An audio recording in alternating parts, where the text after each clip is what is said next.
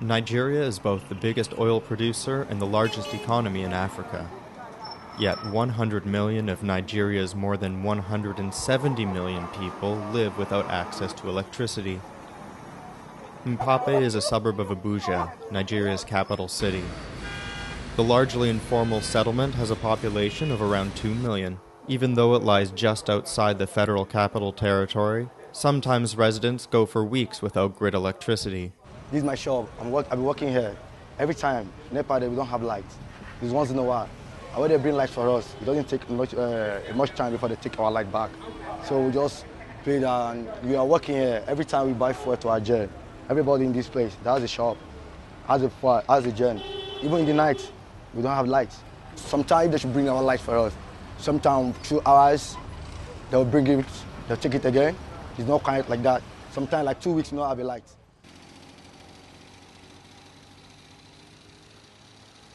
Some are seeing renewable energy as a way of reducing poverty, promoting equality, and ensuring environmental sustainability. The Nigeria Alternative Energy Expo has been held in Abuja for the past 4 years. Actually, the power situation in the country was something as we have a population of about 150 million, and we're generating less than 5,000 megawatts of electricity. And you can see it doesn't go anywhere. And a lot of companies that have been producing in Nigeria, some of them have left because of the high cost of fuel and diesels they burn to power their plants and other things as a result of that. And what we've been running on has been hydro and gas.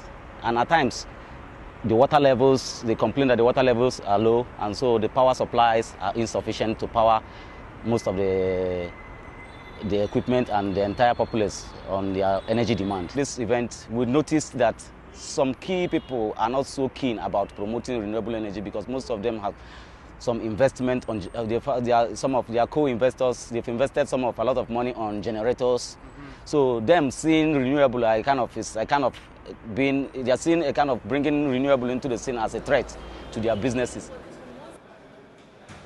It's a very big market, and yeah, that's why we're expanding, and hopefully we can improve people's lives, right through Africa. I was mainly focused on keeping away from Nigeria, mainly because of all the corruption and things like that that you heard about on the news and things like that. So this has been a very good experience for me. South Africa has a population of about 53 million and produces more than 40,000 megawatts of electricity. Nigeria produces about 4,000 megawatts for a population of nearly 175 million. The need for electricity has led some Nigerians to take advantage of what renewable energy has to offer. Some entrepreneurs have installed solar panels to keep their businesses open at night. Before the light come, we use a generator, noise and smoke all over the house. And sometimes we use bushland. I'm not spending money on light now. What I spend money on is when I want to cook food for me. Maybe you buy kerosene or this charcoal. But light issue, no expenses now.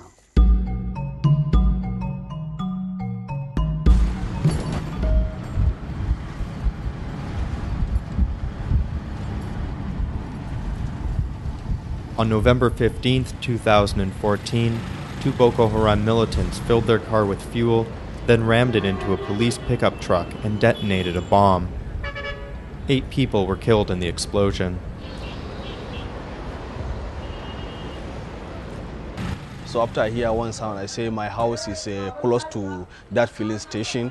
So I come back to the house. So in my way, I see one big sound. After that sound, I see light in the air. So after I see, I come back to house. So when I enter my house, I see dust. I see a funnel, one of the funnel of that blasting car. I'm afraid of Boko Haram now. I'm afraid of Boko Haram now. Everybody here is afraid of Boko Haram now. The situation is very bad. Now it's affecting business because if you see this, what do you call it, this filling station, it's a business area. It's a business area. So now everything is shut down. So if everything is shut down, so people, they're not going to eat.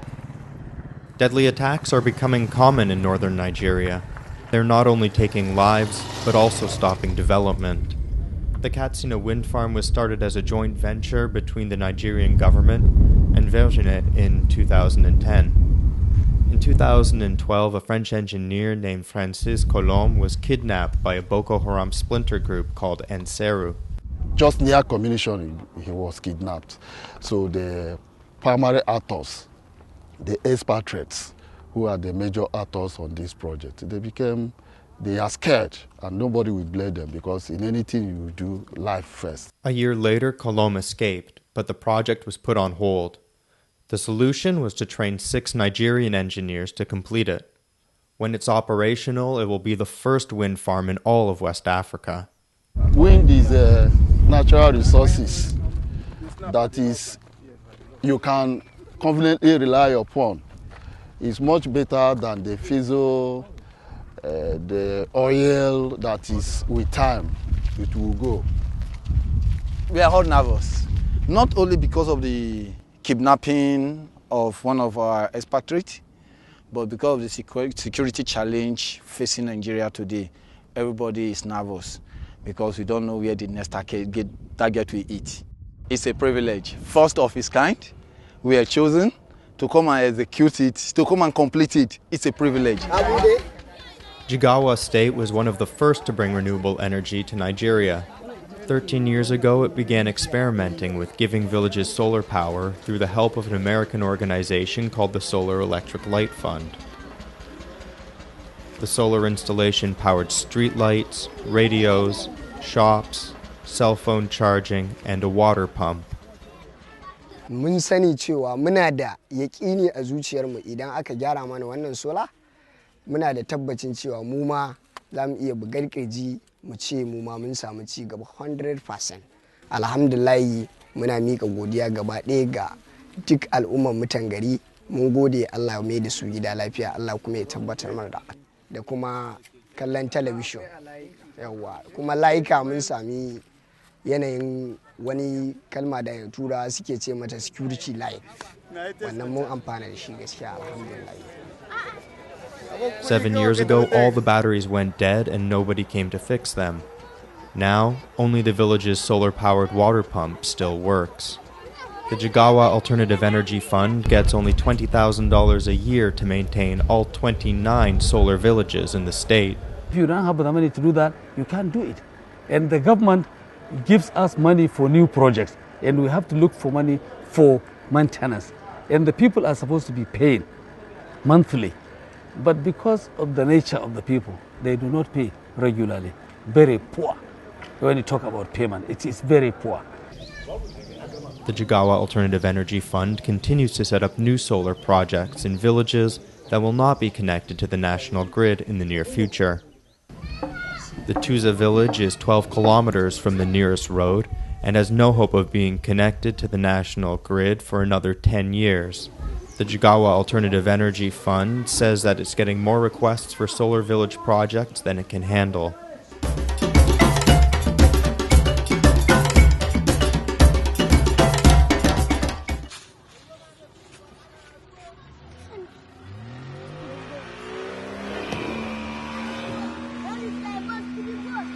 The waterfront communities of Port Harcourt have faced complete destruction.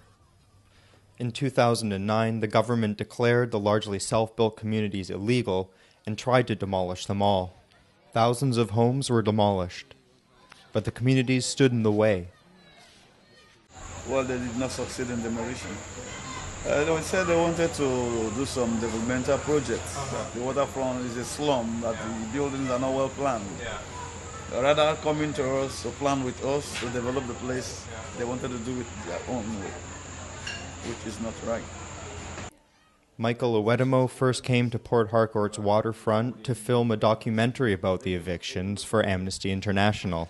Now he's building a solar-powered radio station. So we started to explore different ways of giving communities voice, of allowing them to articulate their vision and to describe that vision. As we're in an informal, largely self-built community that has no municipal provision at all, it's really important that the facility can service itself, can be off-grid. And so we have sun, we have wind, and we want to harness that. So far, Chikoko Radio has built a training space, the Media Shed. When the award-winning design project is completed, Chikoko Radio will be part of a community center. The main building is not only a place where communities can speak, it's literally a platform for community voice, it's a community radio station, but the building itself should speak. It should demonstrate the capacity of the communities to give voice to their vision, to contribute to the development process. Renewable energy is starting small in the Delta. The region is the source of the country's oil, but even here the majority of people don't have access to electricity. Energy issues are critical, especially because the Niger Delta lacks energy. Just a paradox, when you look at the Delta from an aeroplane in the night, you see gas being flared, gas flares all over the place. And surrounding the gas flares, total darkness. Stakeholder Democracy Network started a program to distribute discounted solar lanterns. Adebayo Amos bought one, and his customers showed so much interest in the solar lights, he started selling them himself at his shop. Almost every day, people used to ask about the lights from me. I've been using this one for 9 months, and it's very okay. It lasts for this one I own lasts for 10 hours. I love it. Amos says he can't get any more solar lanterns.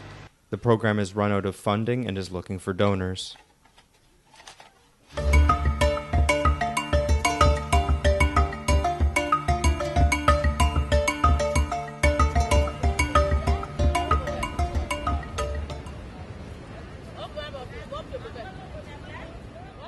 The Shell Oil Company's flow station in Uzeri separates natural gas from the sweet crude.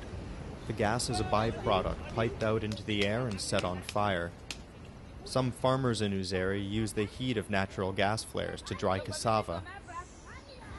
But no work. The temperature very seriously hardly. So how we go do? We can't because of the children, the small children. So go let them go school. And the labor with this so. And it's very dangerous now. It's dangerous. How we go do? Natural gas is not a renewable energy, but it is a source of power often burned off in oil extraction. Enough gas is flared to reliably power most of Nigeria. Shell's AFM2 power plant was built to turn some of that natural gas into power for Nigerians. This plant alone produces about 15% of the entire country's grid electricity. Shell says the plant also improves nearby communities. Embarked on a huge project to connect 16 communities in our impacted communities in our area of operation to the grid. And over time, till now, they have had 24 hours of light in the area, and the socioeconomic area of their area has changed dramatically from what it was at the time we moved in to now. If you go to Afam now, you see a lot of commercial establishments within the area. It has changed, and we have changed actually the status of the community workers in that area. Many communities where oil is pumped or piped say they see little development. For over 58 years now, this community have been producing oil to Nigeria. I think in the whole of Nigeria, this is the second place oil was found. But you can see for yourself, the community, there's nothing to record with. The government just abandoned us. No development has been coming as a kingdom that has oil. Now you have saw the gas station here, the flow station. They have been producing every day. Every day, this community was affected by the flood. In fact, I cannot call it a flood, but a disaster flood that almost destroyed everything because of the forest. People misuse of the forest at times, and and here we want to reserve our forests. With no gas or grid electricity, people in Uzeri use wood to cook. The community is now working with a local engineer and the Environment Ministry to build biogas digesters that turn farming and kitchen waste into methane cooking fuel. The gas that would have been injurious to the atmosphere out of carelessness or not knowing what to use the gas for is now trapped through this pilot technology and used for cooking, and it's very friendly. It doesn't have smoke, and our people, it will improve the health condition of the people. With sanitations, dropping waste hazardously will now stopped. You can now use it for cleaning of the environment because the waste is now trapped. Felicia Orogu has been cooking with charcoal her whole life. She's having concrete poured for a biodigester tank at her house in Uzeri. Orogu says this small change can make a big impact on her health and the community. I will use it to cook. And I like it. I prefer it than firewood. Why? Because of the well now introduced it to me. And the firewood is breeze smoking, and this one cannot breathe smoke.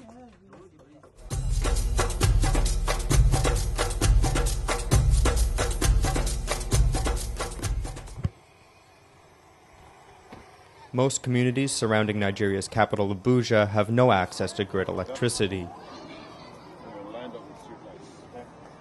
The Durumi village has become an exception. It's run on solar power.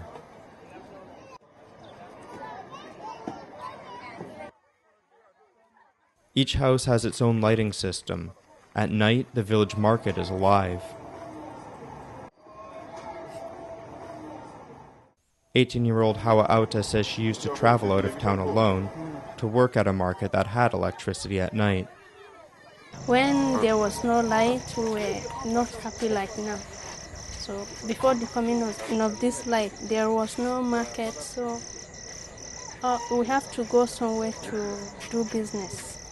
Auta built her own store around the solar light on the outside of her house. When I saw the light, I said, this place is going to be very good for business. So I tried it, and truly I'm very happy with it now. Durumi is one of 3 solar pilot projects set up by the government to show the potential of renewable energy.